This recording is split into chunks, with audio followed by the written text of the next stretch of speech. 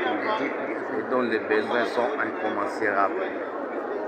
18 milliards pour tous les besoins de ce pays en termes de prise en charge des agents et fonctionnaires de l'État, en termes de fonctionnement des investissements, en termes de tous les problèmes que nous vivons au pays, 18 milliards, c'est largement insuffisant.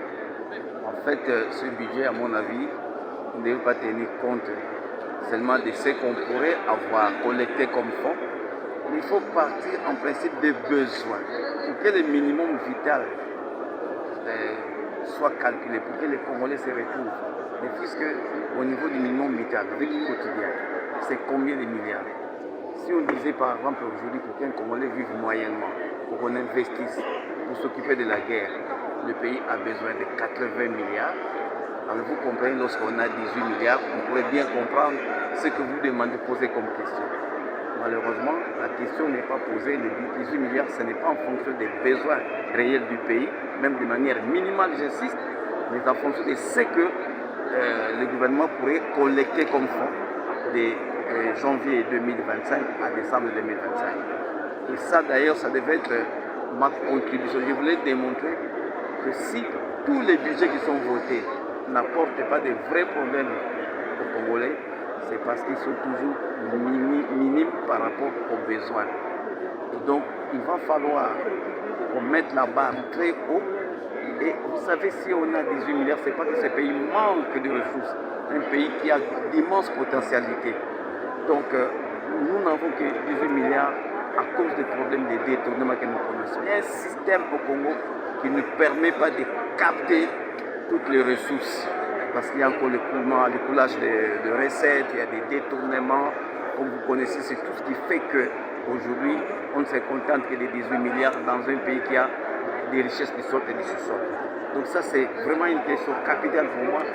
Tant que des propositions, tant que nous partirons, vous voyez que tous les budgets, même quand on était à 4 milliards, quelqu'un dit, quand on était à 4 milliards, on payait un enseignant 100 $. Aujourd'hui, on est à 18 milliards, on paye 80 $. Vous voyez l'écart, c'est à cause de la mauvaise gouvernance. Donc, si le gouvernement actuel veut se démarquer des autres, c'est-à-dire avec un budget conséquent, et qu'il puisse aider les Congolais, il faudrait se démarquer ça par la manière, la force, la capacité de capter des richesses, et qu'ils aillent au-delà des 18 milliards, qu'ils bouchent les trous par lesquels les recettes coulent.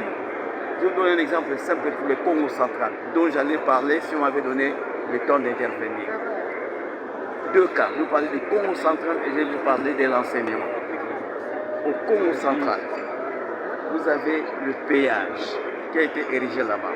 Ce péage-là génère des millions de dollars chaque mois.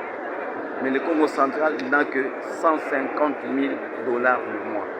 Est-ce que le gouvernement contrôle les recettes du péage? Je sais que c'est en concession que le péage est géré. Est-ce que le gouvernement central contrôle réellement ce dont il pouvait bénéficier à partir du péage? Ce dont le Congo central devait bénéficier en termes de recettes du péage? Ce n'est qu'un point d'interrogation. Quand vous voyez le pont Oebeka à Matadi pour traverser le fleuve Congo, vous savez qu'il y a un pont Oebeka. Ces ponts-là génèrent des recettes. Le Congo central n'a aucun dollar depuis plus d'une année. Mais le ministère des Transports reçoit un pourcentage, soit 10%. Au cabinet du ministre, 10%.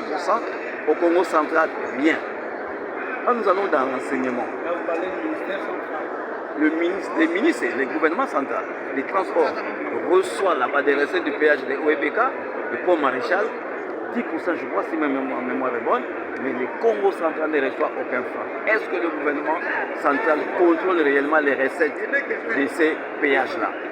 Si nous allons à l'enseignement, l'éducation nationale, les PST, il y a beaucoup d'argent. Mais est-ce que le gouvernement contrôle cet argent? Je vous donne un exemple, je n'ai pas de chiffres exacts. Mais vous savez que les finalistes des examens d'État, ils payent les frais de participation à la dissertation en hors session et en session ordinaire. Ils payent beaucoup d'argent.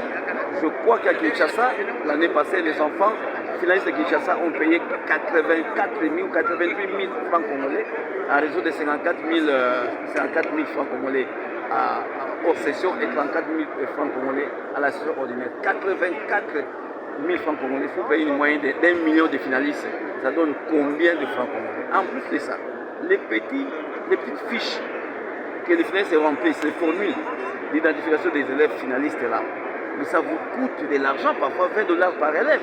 Et en termes, si vous ne dites pas 1 million, combien le ministère de l'Éducation nationale reçoit seulement en termes de fiches, en termes de frais de participation.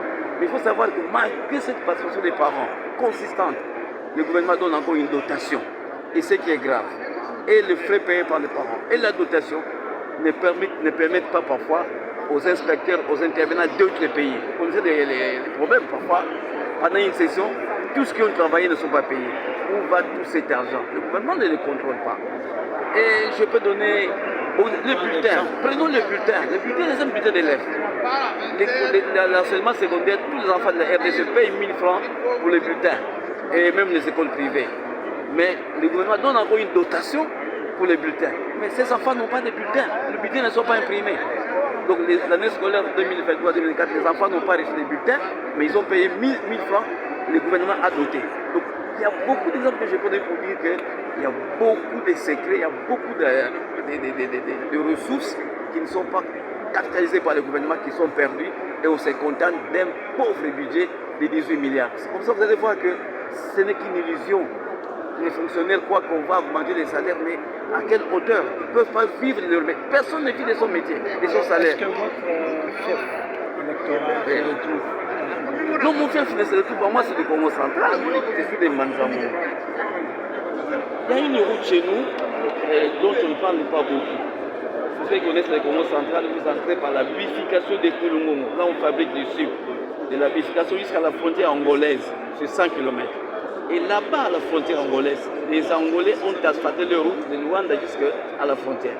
Mais de la frontière jusqu'à la frontière de Kulungongo, 100 km, cette route n'est pas asphaltée. Et un consortium belge et chinois a signé un contrat avec le gouvernement congolais depuis, je crois, le mois d'avril 2023 pour asphalter la route. On a fait le montage financier, l'appel d'offres a été réalisé, les frais prêts, le président de la République a posé la première pierre en décembre 2023 pour la mécanisation de la route, pour la modernisation, pour asphalter la route. Jusqu'aujourd'hui, les travaux n'ont jamais commencé. L'insécurité qui se vit au Congo central, toutes les routes de décès agricoles au Congo, toutes les routes, je dis bien, sont délabrées. Il n'y a pas de circulation à l'intérieur du village, alors que le Congo central est capable seul de nourrir la capitale Kinshasa et même d'exporter. Mais aujourd'hui, les gens quittent les villages parce que toutes les routes de décès agricoles sont foutues. Alors que nous avons la route de péage, alors que le Congo central a des potentialités, mais on ne se retrouve pas. Regardez les chemins de fer. Les chemins de fer Matadi Kinshasa, dont a parlé le Sanley. Ça ne fonctionne plus. Les ports de Matadi. Allez voir les ports de Goma. Notre route est devenue meurtrière, la route du Congo central numéro 1. Tout est des accidents parce que les poids lourds ont envahi notre route à cause justement du fait que les chemins de fer n'est plus opérationnel. Tout est des accidents. La route n'est pas réhabilitée malgré des fonds, des millions de péages pour cette route-là. Il y a beaucoup de problèmes au Congo central. L'insécurité, n'en parlons pas. Dans les villages aujourd'hui, on ne parle plus du banditisme urbain, on a commencé à parler du banditisme rural. Et c'est vraiment grave. Merci beaucoup. Depuis que notre caucus, celui des députés nationaux du Congo central, a été mis en place, parmi les résolutions, nous avons celle qui consiste à garder de bonnes relations avec toutes les institutions, avec de grandes personnalités politiques.